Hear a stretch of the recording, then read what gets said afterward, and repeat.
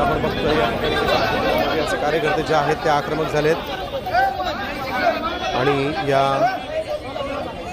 कार्यकर्त्यांनी या संपूर्ण स्ट्रॉंग रूमच्या बाहेर ठिय्या दिलेला आहे, घेराव घातलेला आहे आणि मतदानाच्या टक्केवारीवरून आपण बघतो राष्ट्रवादी शरदचंद्र पवार या पक्षाचे कार्यकर्ते जे आहेत ते या ठिकाणी ठिय्या आंदोलन करतायत।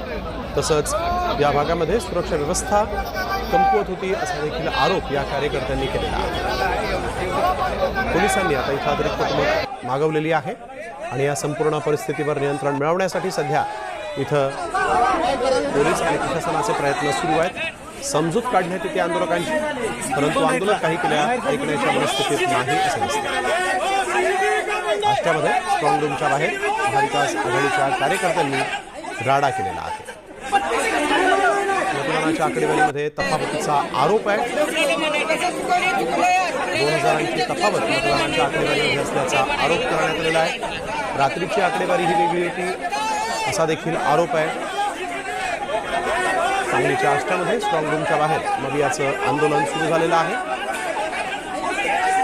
मतदानाच्या टक्केवारीवरून आपण बघतोय पवारांच्या एनसीपीचे कार्यकर्ते जे ते आक्रमक झाले। नगर परिषदेत मतदानाचा टक्का वाढवल्याचा कार्यकर्त्यांचा आरोप आहे। हजारो कार्यकर्त्यांनी इथे ठिय्या दिलेला आहे। स्ट्रॉंग रूमच्या स्ट्रॉंग रूमच्या बाहेर सुरक्षा यंत्रणा नसल्याचाही आरोप आहे। स्ट्रॉंग रूम म्हणजे जिथं सगळे EVMs जे आहेत ते सुरक्षित ठेवले जातात त्या स्ट्रॉंग रूमच्या बाहेर अशा पद्धतीनं आपण बघतोय आंदोलन सुरू झालेलं आहे। आष्ट्यामध्ये स्ट्रॉंग रूमच्या बाहेर हा सगळा राडा झाला। महाविकास आघाडीच्या पवारांच्या राष्ट्रवादीचे कार्यकर्ते जे आहेत ते इथं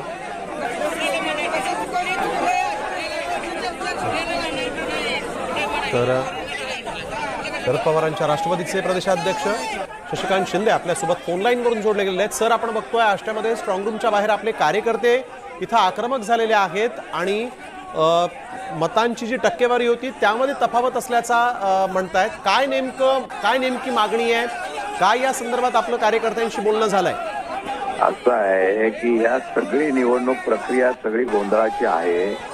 10 दिवस दिलेली कोर्टाने दिलेल्या ह्याच्यामुळे निवडणूक 10 दिवस हे काउंटिंग पुढे गेलेलं आहे। सामान्य लोकांचं सुद्धा म्हणणं आहे की मग या 10 दिवसात काहीतरी गडबड होईल। ही दुसरी गोष्ट आहे, आज मी निवडणूक प्रक्रिया बघितलेली आहे। काल आमच्याकडे सुद्धा साताऱ्यामध्ये सुद्धा होमगार्ड होते, पोलीस तिथे नव्हते। आजचे पोलिंग बूथवर तशा प्रकारची केंद्रावर तशा प्रकारची गोंधळ होता। आता मी अधिकाऱ्यांना फोन केला, ज्यावेळा एखादा स्ट्रॉंग रूम आपण सील करतो त्यावेळेला तिथले उमेदवार आणि यांच्या सह्या घेतो आणि ती सह्या घेऊन त्याच्यामुळे लाच वगैरे लावून ते सील केलं जातं। कुठलंही काही केलेलं नाही, फक्त सील केलेलं आहे, फक्त दाखवलेलं आहे। सगळा गोंधळ आहे आणि सगळी तफावत आहे। ही निवडणूकच सगळी गोंधळात घालवलेली आहे या लोकांनी आणि चुकीचं आहे सगळं। आणि काही कोणाचा निवडणूक काय अधिकारी ऐकत नाही, निवडणूक कमिशनर ऐकत नाही, कोणी ऐकत नाही। म्हणजे कोणाकडे न्याय मागायचा आता प्रश्न आला जी। पण मग अशा पद्धतीनं आता आंदोलनाला सुरुवात झालेली आहे। ही जी समस्या उद्भवली किंवा ही जी तफावत ही फक्त आष्ट्यामध्येच म्हणजे सांगलीच्या आष्ट्यामध्येच आहे की आणखीन काही ठिकाणी अशा पद्धतीनं तफावत असल्याचं आपल्या कार्यकर्त्यांनी आपल्याला सांगितलं? तक्रार आली, सातारची आली। सातारच्या अधिकाऱ्यांची, निवडणूक अधिकाऱ्यांची मी आता बोललो, बोले हे सील करण्याचा जे आहे हा कुठली प्रथा आहे? निवडणूक आयोगाने काही सूचना केल्या नाहीत। मेन ज्यावेळेला सील करतो त्यावेळेला तिथे आपण अधिकारी बोलवतो, त्या ठिकाणी निवडणूक उमेदवार बोलवतो, त्यांना घेऊन सील करायला पाहिजे। नुसतं मला 2-3 ठिकाणच्या अशा तक्रारी आलेल्या आहेत। त्याही ठिकाणी राष्ट्रवादीतर्फे असंच आंदोलन होणार आहे? आता असं आहे, आंदोलन आजच्याला मी त्यांचं धन्यवाद मानेन की निदान ते लोकशाही जागृत करण्यासाठी लोक रस्त्यावर उतरले। मी आता अधिकाऱ्यांशी बोललोय, आता आमची लोक जाऊन तिथं भेटणार आहे।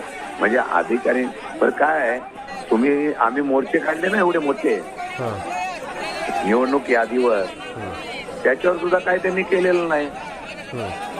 सब मिलीभगत चालू आहे। तर त्याला निवडणुका तरी कशाला घेतात? डायरेक्ट त्यांनी त्याच्या निवडणुका रद्दच कराव्या आणि एकतर्फी निवडणूक जाहीर करून टाकावी। सगळा पोरखेळ चाललाय हो। धन्यवाद शशिकांत शिंदेजी, आपण ही प्रतिक्रिया दिलीत त्याबद्दल। तर आपण बघतोय सगळा पोरखेळ सुरू आहे।